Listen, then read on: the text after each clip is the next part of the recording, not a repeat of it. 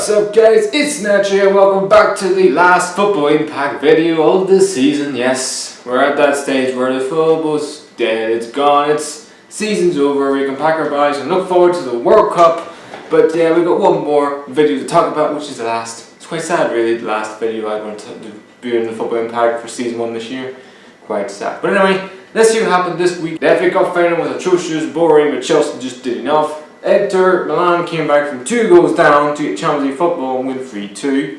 Iniesta said bye-bye. Frankfurt, incredible job after again beating the German Cup final last season and beating Bayern Munich, whose season gets from bad to worse and I think it's his last game in charge of Bayern Munich.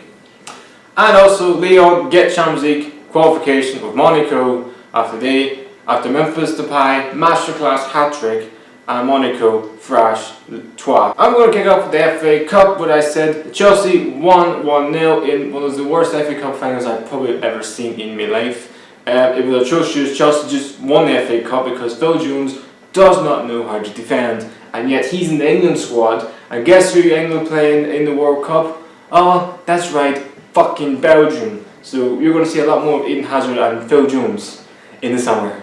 Oh, good golly, no. But Chelsea, you could say, just had enough in the end. They definitely were the better team to start. Hazard had a very good shot in the first half from Dalglia's save. Dalglia made some decent saves as well in the end of the first half. Man United were awful. The only good thing they did in the first half was get off the pitch because they were awful. Yes, Man United got better in the second half. They obviously had to be better than what they were in the first half. Chelsea managed the game very well, but for me, they were poor. William, we'll get on to him in a minute, but he looks disinterested, Chelsea. And Antonio Conte wins the FA Cup, probably on weird circumstances because he's not going to be at Chelsea next season. But hey, to win the Premier League, also got Chelsea. He could have won the double last season with Chelsea, the Premier League and the FA Cup. Got them the FA Cup final. They will beat by Arsenal.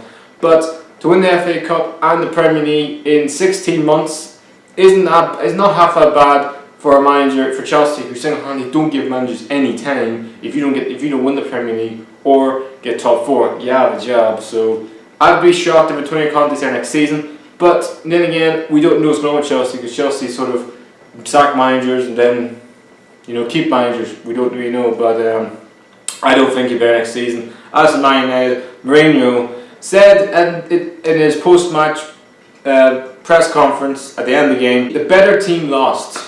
Really? The better team lost? Both teams were atrocious. You tell me right now that Man United were the best team in the FA Cup final. No, they were not. Nowhere near. Chelsea weren't any better. We were watching very two teams who lacked so much confidence. Chelsea, who were going through a bad period at the end of the season. Man United have been atrocious. They knocked out in the Champions League quarterfinals against Sevilla.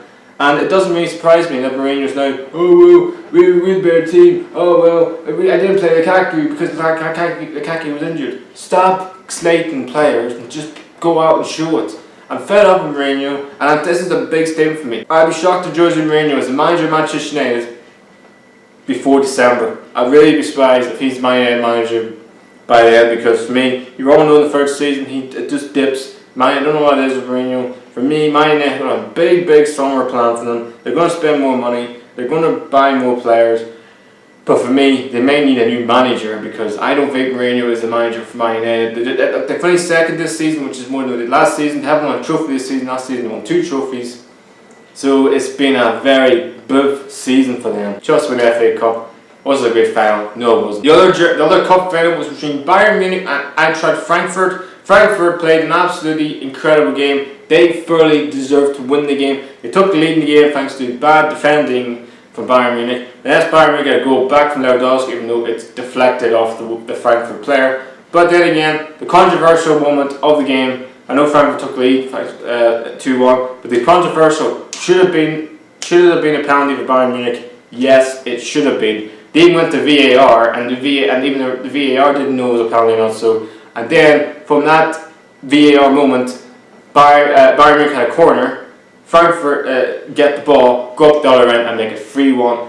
And it just summed up the whole game. Bayern Munich were second best to everything Frankfurt did give them. They fully deserved to win the final. They were bang on to win it last year, Frankfurt, against Borussia Dortmund. But this season they deserved it. Bayern Munich just ran out from the start of the match.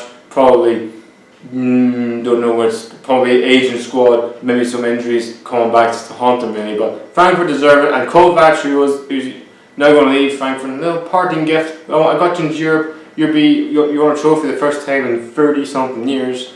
He'll be the manager of Bayern Munich next season. There's going to be big changes at Bayern Munich next season, so we'll see what they can do in the summer in terms of spending and players out and players in. And yeah, we'll wait and see. But really, I'm really chuffed for Frankfurt. They're a really nice run club. They'll be in Europa League next year, and they won a trophy. Congratulations to them. Bayern Munich have got big changes coming in the summer. But they won the Bundesliga title, so it's been an okay season for them. So that just leaves the three leagues to talk about. I'm going to kick it off with Serie A, where the biggest game was Lazio played Inter Milan in a massive €40 million Champions League playoff. That's what this was. Whoever loses this match are out of the Champions League.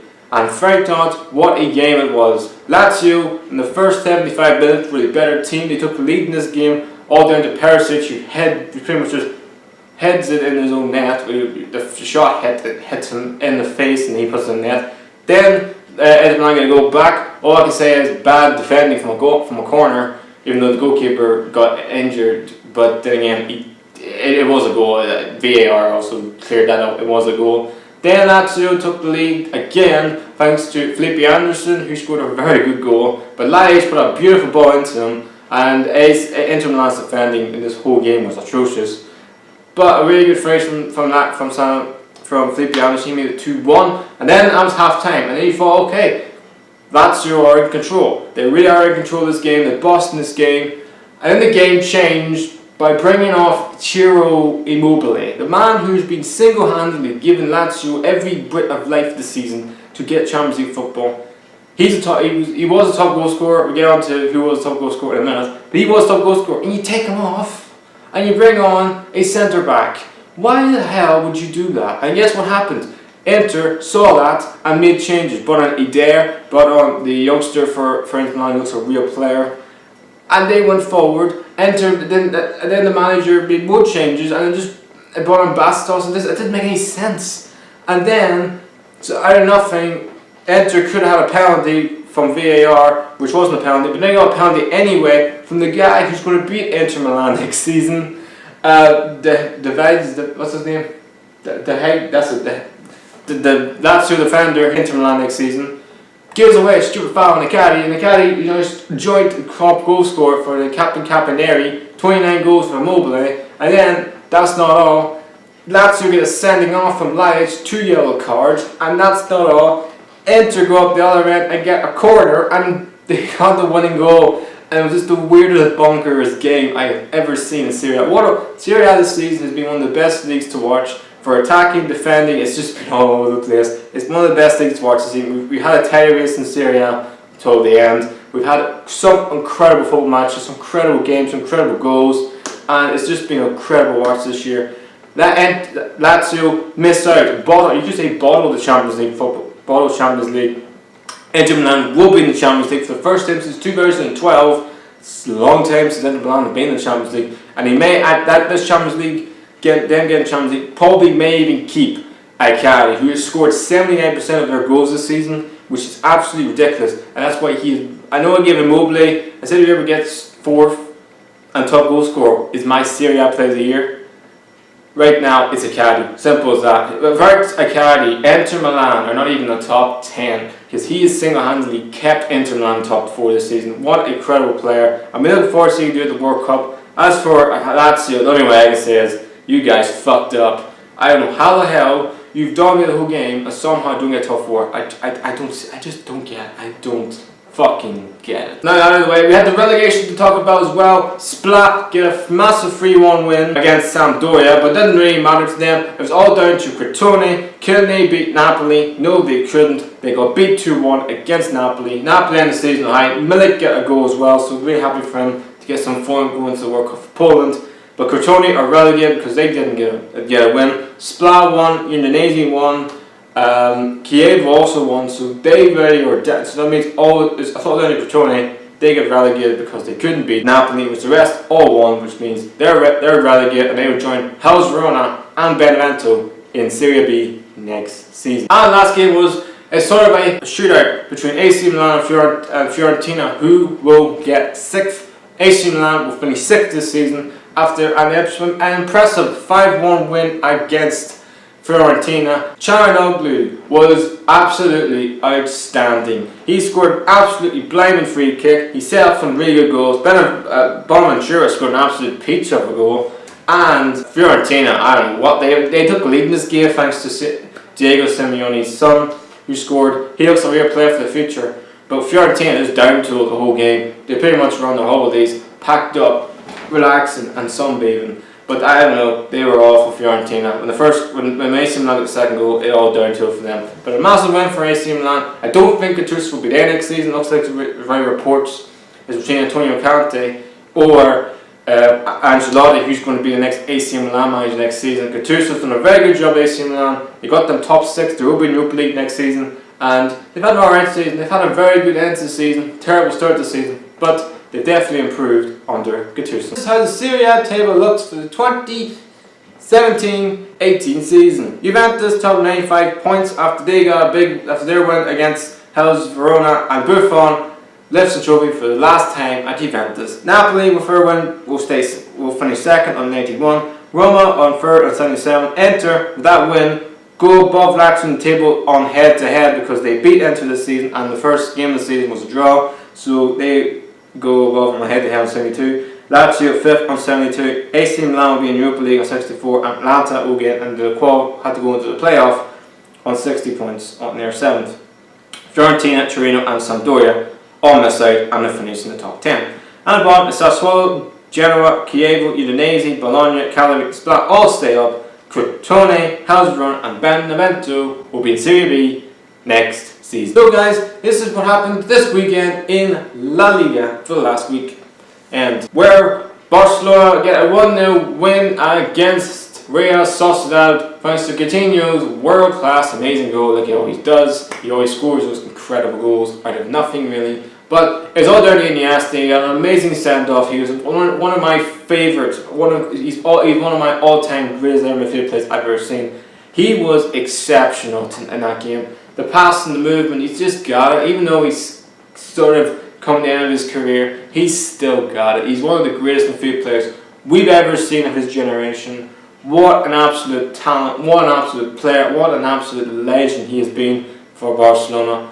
And it's sort of sad really because Barcelona now sort of the old guard's gone, like Xavi, Carlos Puyol, many others. It's all right now. It's all Lionel Messi is the last of the sort of the old guard really at Barcelona. Because now he's starting a new sort of bring a new generation for Barcelona talent. But it's sort of sad really watching Iniesta sort of pass, sort of saying bye to Barcelona, but. He's had a great, amazing career. World Cups, Champions Leagues, European Championships, you name it. For me, he should have won the Ballon d'Or in 2010. That was his, for me, time to win the Ballon d'Or. But he's been a great servant for Barcelona. He left the La Liga trophy, totally deserved. Barcelona probably, if he actually played Lionel Messi against Levante, would have won a whole season unbeaten. But it was Iniesta's moment. I bow down to the greatest midfield player I've ever seen, that is Andres Iniesta. Which pretty much all I had to say in La Liga was Patrice going to finish 5th and 6th in La Liga. Was it Villarreal or Real Betis?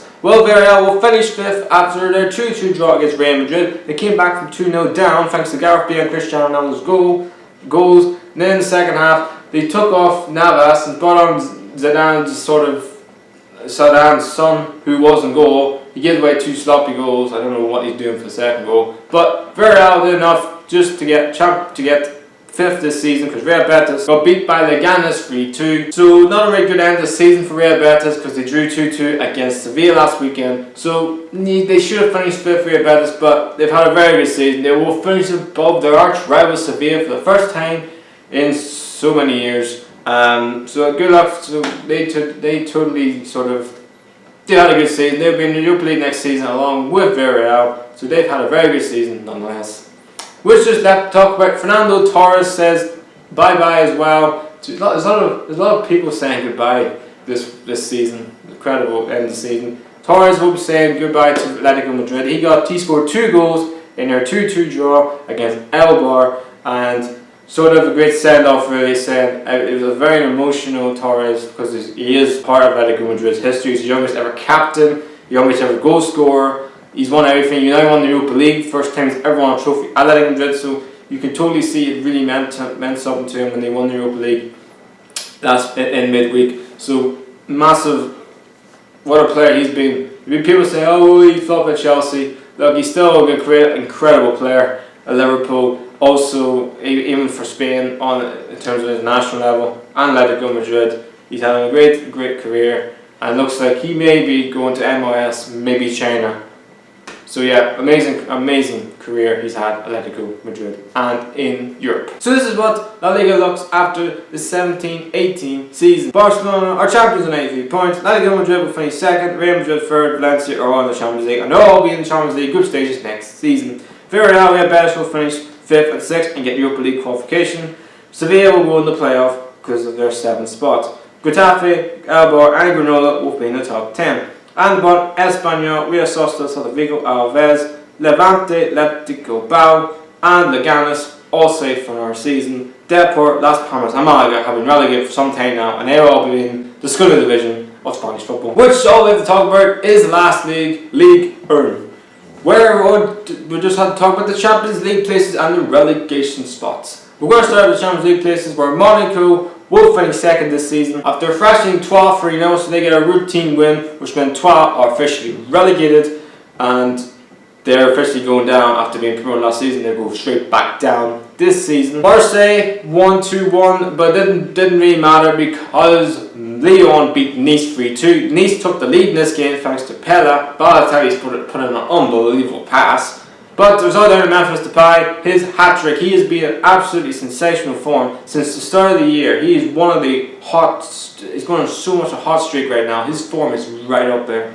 He scored a very good free kick, a really cheeky free kick. His third goal wasn't that bad. His first goal wasn't that bad either. He got a hat-trick. Then Pella got a goal at the end of the game for Nice. But will he be there next season? Wait and see that one. Balotelli, will he be there next season? Because he's been moved to Roma in recent weeks. We'll watch the space in that one. But Lyon, you could say over a season, deserved to be in the Champions League. Marseille had a good season, but Marseille for me, they bottled it in the Europa League final. That was their time to get Champions League football. They didn't. They were second best in the final against Atletico Madrid. They just couldn't understand. Yes, Dupay Payet came off an injury and he will miss the World Cup because of an injury. But to me, Marseille were per bang average, and for me, 4th is where I think right now they're bet. 4th is where I feel like, yeah, that's where they are in the league. Lyon had an incredible season. Fekir has been one of the players of the season. Memphis Depay has had an absolutely astonishing season as well.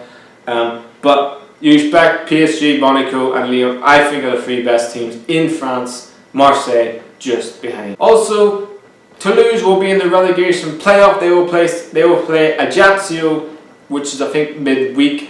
Even though they won against Ghana, it didn't really matter. They will be in the relegation playoff because Cannes drew against PSG this week at the weekend, so that means they're in the relegation playoff. And Saint Etienne ended the season on a high after a 5-0 win against Lyon, but it didn't really matter to them because Bordeaux get the Europa League spot and not them, so they missed out on goal difference. So this is how the last Ligue 1 table for 17-18 looks, where PSG ranked current champions on 93 points. Monaco will finish second this season, 80 points. Lyon will be in the Champions League playoff on 78, and Marseille will be in Europa League on 77. Rennes will be in 5th on 58, and Bordeaux just get the Europa League Saint Etienne on goal difference. Nice, Nantes, Montpellier have all had very iffy seasons, you could say. Top 10 is alright for them. And above is Dijon, Gannat, Armand, Algiers, Strasbourg, a new pool club, stayed up at the end. Cannes have just done enough to stay up. Lille have had an awful season, but they're enough to stay up. Toulouse will be in a relegation playoff and play Ajaccio midweek. Troyes and Metz will be in the league during next season and have had very, very disappointing seasons. So guys, then the football impact for 17-18 season. Hope you guys have enjoyed every single one of them. I've enjoyed making every single one of them, and I'm really hoping that next season can be just as better as it's been this season. But anyway, please like, subscribe, The Natural. We'll see you later.